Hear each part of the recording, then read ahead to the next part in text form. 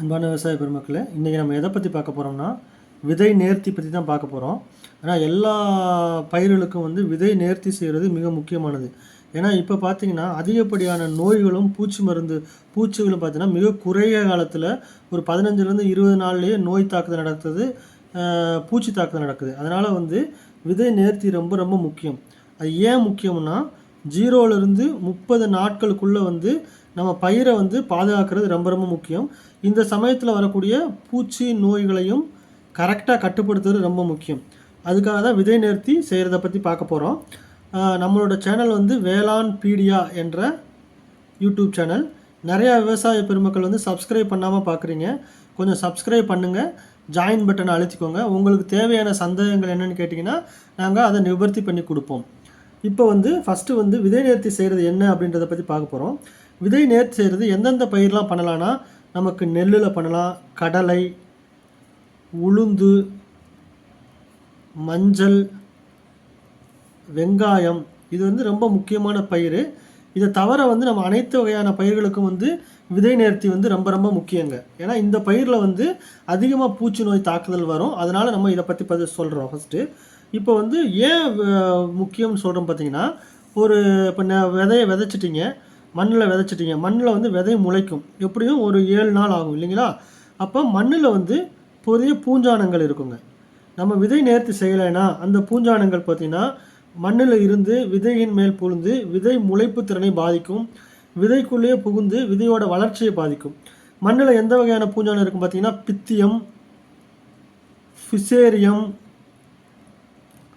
Phytophthora, ரைசக்டோனியா, இந்த மாதிரி நிறைய பூஞ்சானங்கள் இருக்குங்க. இதுதான் வேறு அழுகல் போன்றவைகள்லாம் ஏற்படுத்துது. அதை தவிர பார்த்திங்கன்னா மண்ணில் கரையான் இருக்கும், பூச்சி. அந்த கரையானும் விதையை அரைச்சிரும். விதையை அரைச்சி விதை முளைப்பே பண்ணாமல் பாதுகாத்துரும். அதனால் மண்ணுக்குள்ளே நம்ம விதை நேர்த்தி செய்கிறதன் மூலமாக மண்ணில் மூலியமாக வரக்கூடிய பூஞ்சான நோய்கள் மற்றும் கரையான் தாக்குதல் அவற்றை கட்டுப்படுத்தலாம். ரெண்டாவது, இதை தாண்டி பயிர் முளைச்சி வந்துருச்சுன்னு வச்சுக்கோங்களேன். பயிர் முளைச்சி வரும்போது இந்த இடத்துல ஒடிஞ்சு விழுவும். பார்த்திங்கன்னா பொதுவாக பார்த்திங்கன்னா நிலக்கடையில் ஏற்படும் காலர் ராட் அப்படிம்பாங்க.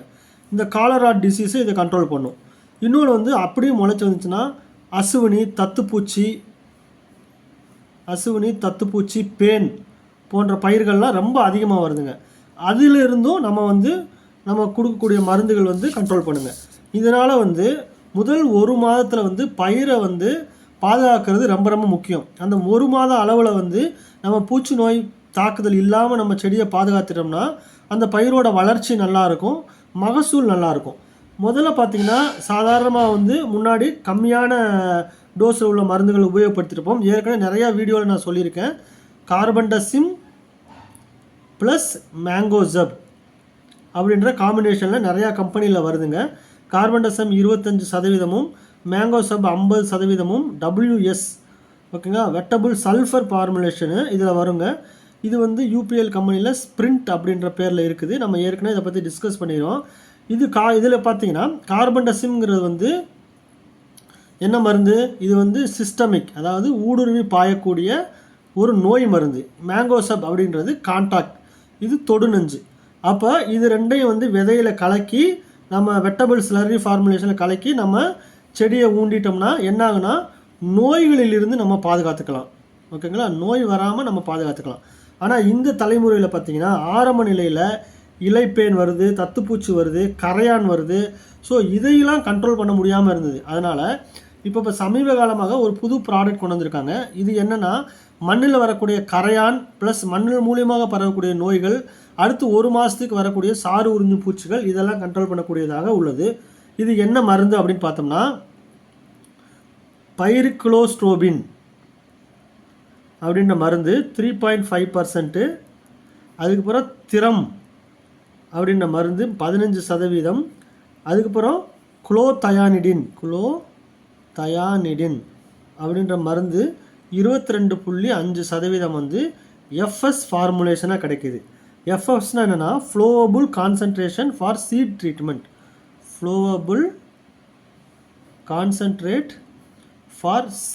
ட்ரீட்மெண்ட். அதாவது விதை நேர்த்திக்காக கண்டுபிடிக்கப்பட்ட இந்த மருந்து. இதில் என்னென்ன இருக்குது அப்படின்னா, இந்த பைரிகுலோஸ்ட்ரோபின் அப்படின்றது வந்து ஒரு பூஞ்சான மருந்து, நோய் டிசீஸை கண்ட்ரோல் பண்ணும். இது ஊடுருவி பாயக்கூடியது. திறம் அப்படின்றதும் பூஞ்சான மருந்து, இதுவும் தொடு நஞ்சாக செயல்படுகிறது. குளோத்தயானிடின் அப்படின்றது வந்து பூச்சி மருந்து. இது என்ன பண்ணுதுன்னா, சாறு உறிஞ்சும் பூச்சிகளை வந்து கண்ட்ரோல் பண்ணுது. சாறு உறிஞ்சும் பூச்சினா என்னது?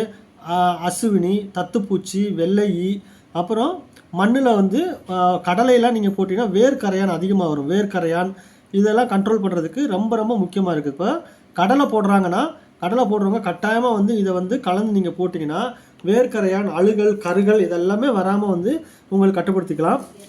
டோஸ் பார்த்தீங்கன்னா 2.5 மில்லி 1 லிட்டர் 1 கிலோ விதைக்கு வந்து 2.5 மில்லி போதுங்க. அப்போ வந்து நம்ம 100 கிலோ விதைனா ஒரு 25 1/4 லிட்டர் வாங்கி அதில் கலந்து நம்ம வந்து விதைக்கிறதுக்கு முன்னாடி நம்ம யூஸ் பண்ணிக்கலாம். ஓகேங்களா? 2.5 மில்லி 1 கிலோ விதைக்கு. ஓகேங்களா? இது எந்த பேரில் வருது அப்படின்னு பார்த்தீங்கன்னா, PCT 410 அப்படின்னு GSPன்னு ஒரு கம்பெனி இருக்குது. நான் படம் போடுறேன், நான் அதை பாருங்கள், படம் காட்டுற பாருங்கள், அதை பார்த்துக்கோங்க. ஸோ இந்த மருந்து வந்து பைரிகுலோஸ்ட்ரோபின் அப்படின்ற பேரில் கிடைக்குதுங்க. அடுத்து வந்து என்னென்னா வந்து இதே இது வந்து இன்னொரு கம்பெனியில் ட்ரைஃப்ளாக்சி ஸ்ட்ரோபின், அதாவது பைரிகுலோஸ்ட்ரோபினோட அடுத்தது, இதுவும் பூஞ்சான மருந்து தான். பைரிகுலோஸ்ட்ரோபினோட இது ட்ரைஃப்ளாக்சிஸ்ட்ரோபின் 6%.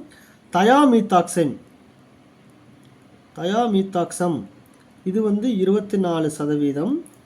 தயோபீனேட் மீத்தைல்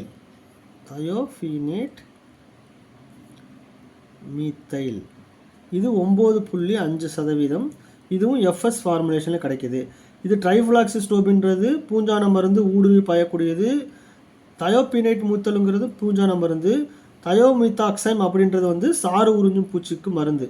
இப்போது வெறும் சாறு உறிஞ்சும் பூச்சி மட்டும் இருந்ததுன்னா இந்த தயோமீத்தாக்சைமை விட நம்ம சொன்ன குளோத்தயானிடின் வந்து வேர்க்கரையானுக்கு வந்து ரொம்ப பெஸ்ட்டாக இருக்குங்க. இந்த 2 மருந்தில் வந்து இது ரொம்ப பெஸ்ட்டாக இருக்கும். ஏன்னா இதில் வந்து குளோத்தயானிடின் இருக்குது. இந்த குளோத்தயானிடின் பார்த்தீங்கன்னா கரையானுக்கும் வேர்பூச்சிக்கும் ரொம்ப ரொம்ப சிறப்பாக இருக்குங்க. ஆனால் இதையும் சில பேர் யூஸ் பண்ணுறாங்க. இதுவுமே டோஸ் வந்து 2.5 மில்லி தாங்க 1 கிலோ விதைக்கு. இது பார்த்திங்கன்னா வார்டன் எக்ஸ்ட்ரா அப்படின்ற பேரில் வந்து பெஸ்ட் அக்ரோ அப்படின்ற கம்பெனியில் கிடைக்குதுங்க. இது ரெண்டில் நம்ம எந்த மருந்து வேணாலும் நம்ம உபயோகப்படுத்திக்கலாம். ஸோ ஃபஸ்ட்டு வந்து நம்ம கார்பன்டசி மேங்கோசோம் விலை கம்மினா ஸ்ப்ரிண்ட்டை உபயோகப்படுத்தலாம். அதுக்கு கட்டாயமாக வந்து நமக்கு கரையான் வருது, நம்ம நிலத்தில் கரையான் பூச்சி தொந்தரவு இருக்குது, அப்போ செடி முளைக்கும் போதே வாடிடுது அப்படின்றா கண்டினியூஸாக நீங்கள் உங்கள் பயிரில் வந்து ஒவ்வொரு தடவையும் 15 முதல் 30 நாளில் வந்து பயிர் இறக்குது, நம்ம கண்ட்ரோல் பண்ணி கொண்டு வர முடியல அப்படின்னா இந்த மருந்தை வந்து விதை நேர்த்தி பண்ணிங்கன்னா மிக சிறப்பாக இருக்குங்க. ஏன்னா நிறைய விவசாயிகள் இதை உபயோகப்படுத்திட்டு ரொம்ப நல்லா இருக்குன்னு சொல்கிறாங்க. பொதுவாக பார்த்தீங்கன்னா ஆனியன், வெங்காயத்தில் வந்து முதல்ல 15லேருந்து 20 நாளில் வந்து மிக அதிகமான பிரச்சனைகள் வரும். அதுக்கும் கடலைக்கும் நீங்கள் இதை உபயோகப்படுத்தினா ரொம்ப சிறப்பாக இருக்குங்க. இதை தவிர சிலவங்க வந்து இயற்கை முறையில் எப்படி பண்ணலாம் அப்படின்றத பற்றி கேட்பீங்க. இயற்கை முறையில் வந்து விலை கம்மியாக நம்ம பண்ணணும் அப்படின்னா வந்து நம்ம ஏற்கனவே எல்லாருக்கும் தெரிஞ்சதாங்க ட்ரைகோடெர்மா விரிடி. அது வந்து பார்த்திங்கன்னா 2 கிராம் 1 கிலோவுக்கு ப்ளஸ் சூடோமோனாஸ் ஃப்ளோரசன்ஸ் இது வந்து 2 கிராம் 1 கிலோவுக்கு. இது வந்து பயோ சஞ்சீவினி அப்படின்ற பேரில் கிடைக்கிது. நிறையா கம்பெனியில் வந்து நிறையா பேரில் கிடைக்குதுங்க. நமக்கு எந்த கம்பெனியில் தரமாக இருக்கும், விலையும் சரியாக இருக்கும் அப்படின்றத கவனித்து நம்ம வாங்கிக்கலாம். இது வந்து நிர்மல் சீட் அப்படின்ற கம்பெனியில் பயோ சஞ்சீவினி அப்படின்ற பேரில் கிடைக்குதுங்க. ஓகேங்களா? அதனால் வந்து இப்போ நான் பொதுவாக சொல்கிறது என்னென்னா, இந்த விதை நேர்த்தின்றது வந்து ரொம்ப ரொம்ப முக்கியம். ஏன்னா ஆரம்ப கால உள்ள பயிர்களில் பூச்சி நோய் கட்டுப்பாடுக்கு வந்து விதை நேர்த்தி செய்தது முக்கியம். அதனால் அன்பான விவசாய பெருமக்களே, தங்களுடைய எல்லா பயிர்களையும் விதை நேர்த்தி செய்து அதிகமான மகசூல் எடுக்கணும்னு கேட்டுக்கிறேன். உங்களுக்கு தேவையான ஏதாவது சந்தேகங்கள் இருந்துச்சுன்னா இந்த நம்பருக்கு வந்து நீங்கள் வாட்ஸ்அப் கொடுத்தீங்கன்னா உங்கள் பயிரில் வந்து ஏதாவது பிரச்சனைகள் இருந்துச்சுன்னா அதுக்குள்ள பிரச்சனைகளை கேட்டு தெரிந்து கொள்ளலாம். நன்றி, வணக்கம்.